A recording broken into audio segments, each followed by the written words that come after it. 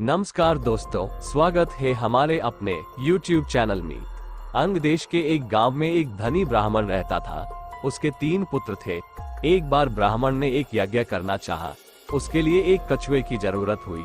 उसने तीनों भाइयों को कछुआ लाने को कहा। वे तीनों समुद्र पर पहुंचे। वहां उन्हें एक कछुआ मिल गया।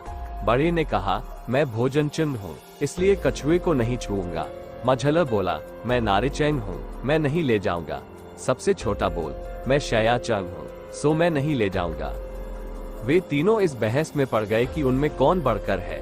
जब वे आपस में इसका फैसला न कर सके तो राजा के पास पहुंचे। राजा ने कहा, आप लोग रुके, मैं तीनों की अलग अलग जांच करूंगा। इसके बाद राजा ने बढ़िया भोजन तैयार कराया और तीनों खाने बैठे।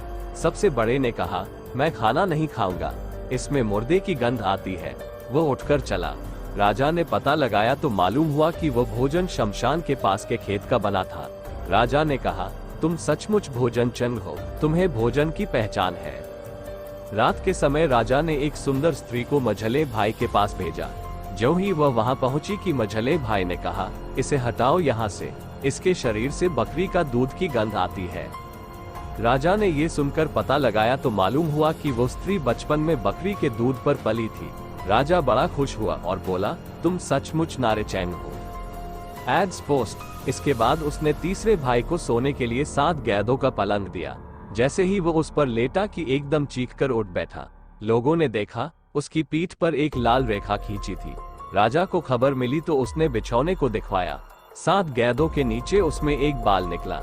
उसी से उसकी पीठ पर लाल लकीर हो गई थी।